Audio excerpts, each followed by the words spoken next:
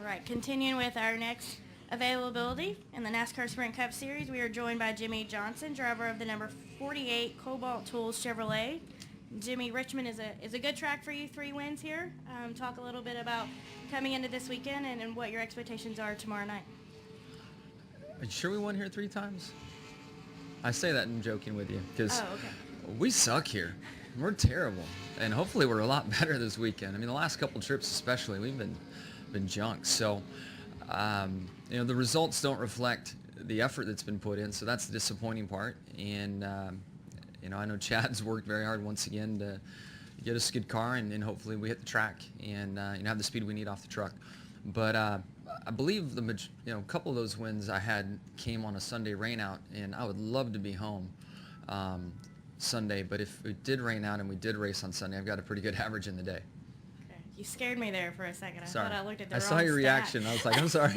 I'm trying to torture you. No, you're good. Okay, we'll go ahead and open for questions for Jimmie. We're going to start up front here with Jeff.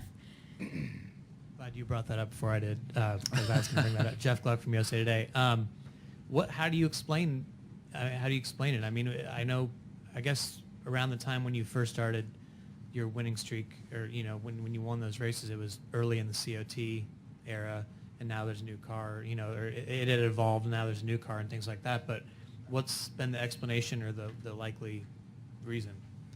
I don't have a good answer. I mean, we always evaluate our performance here and think maybe it was this, and pursue what we think is down that road and come back with new hope and unload and have a frustrating practice, and then into a race which we manage okay finishes for the most part, but we know we're better than that. We know we should be better than that, and then just being beat by a track is really gets under our skin as well, because we can usually accomplish what we need to and eventually figure out a racetrack. So the piece that I'm not 100% sure, but as you started your question, I was remembering how they used to put down that sealer, and I think a lot of my success came when we had sealer down, and you could move around on the racetrack to find some grip and really get your right sides right at the edge of the grip to get speed out of the race car. And there might be something in that, but they don't have sealer down, so I can't count on that to help me this weekend. But I love watching races here. The races I've been competitive and have had a chance to really race in the top 5. I love it. I think this is a fantastic racetrack, puts on a great show. It's great for the fans. In my heart, I think we need more short tracks on the schedule. I just need to get this one figured out. All right, we'll go to Al and then Claire, and then we'll take the back. Yeah, Jimmie, Al Pierce, Model Week. Chad told me yesterday he is trying to get away from the perception that he's 24/7, grinded out, single focus on your team. He said, I even took time off at Easter, which for him apparently is a big deal. Have you seen any change in his passion or devotion to your team in the last couple of 3 years? Yes and no. I mean, I encourage him to take time. He needs to balance his life better. I'm surprised he's made it as long as he has, working the hours and for the years that he's been in the sport. But unfortunately, usually when he does choose to take time off, he returns and we don't have the performance that we should, and he thinks that the two are related. Just because he took 2 or 3 days off for himself and we have 2 or 3 bad races, there's no correlation there. But in his mind and the way he operates, he's like, well, I shouldn't vacation. I'm not supposed to vacation. I'm supposed to work around the clock. So I continue to push him, and I've done this since we started. In our rookie season together, I think we were racing on the West Coast, and I'm like, hey, man, I'm shooting to Mexico. Come down for a couple days and hang out. He did, came down. We came back and went to Mexico on vacation.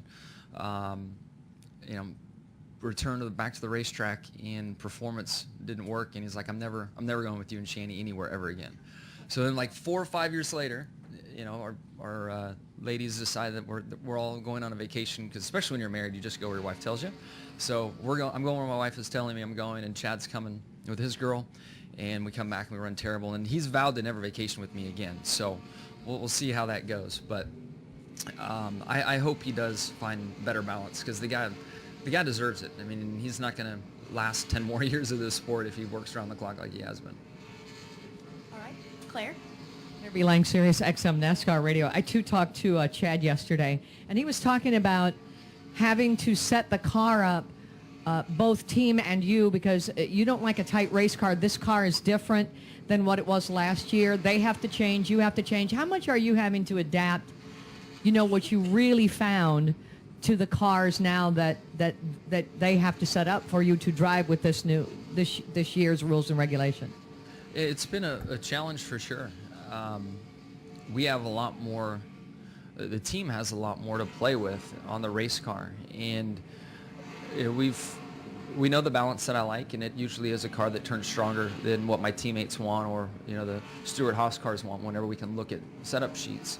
But right now, we're still trying to find exactly what gives us the best vehicle dynamics and then what gives me the best feel.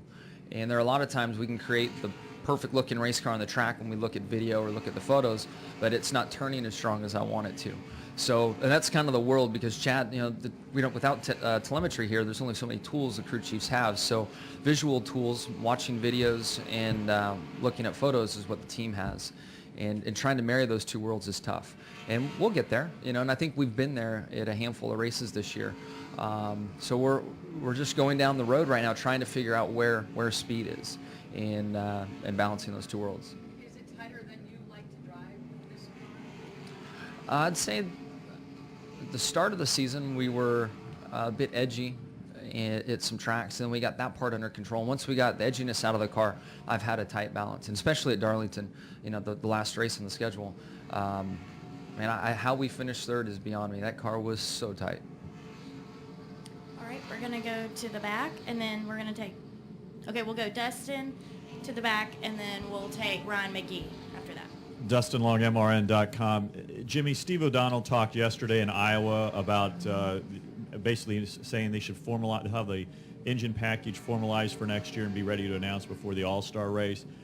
Talking about a reduction of horsepower. He's not stating how much at this point, but any type of reduction of horsepower, how does that change things for you? How does that change things for the teams? What are the challenges looking ahead to next year, whether it's a small amount or a significant amount of horsepower? How does that change the game? Every driver and team I've spoken to isn't up for a horsepower reduction. We all feel that having power creates better racing, and we, especially from a driver's standpoint, not many like to go down and run the Nationwide Series where you run flat out at a lot of tracks. So we're all trying hard as drivers and members of the sport to say, what's best for the racing. If it's a reduction in power that makes more competitive racing, I think we're all more than willing to get on board and to go down that road.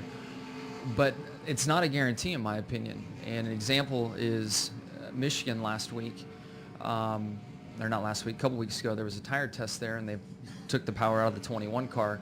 His center of the corner speed almost went up 10 miles an hour faster than what an unrestricted engine was running at. I'm not sure that the 8 miles an hour through the center of the corner is going to allow us to run comfortably side by side. But now we've just picked up, a lot of speed through the center of the corner. Are the tires going to hold up? Is the suspension going to hold up? It costs a lot of money to just even put a tapered spacer on the car. We're going to go to work and change all the internals to maximize the way that engine performs. So I sympathize with NASCAR because there isn't an easy way to go about things, and no rule change is cheap anymore, because it's not just a single piece or component that's changed. There's a domino effect, and it changes a lot of things. So I don't know what to think, to be honest with you. I like the power. Power's been good for me. If you look at my nationwide stats versus my cup stats, I need power. I wish they'd add 100 horsepower to the cars. So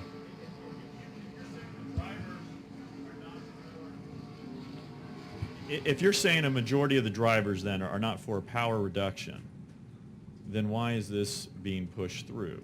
What is it, as much just because there's greater long-term benefit, and you guys are more looking at short-term and then the now? I mean, obviously, I think one of the goals is to make these engines run multiple races down the road. So, why is there this push, or are you guys not being listened to in that aspect?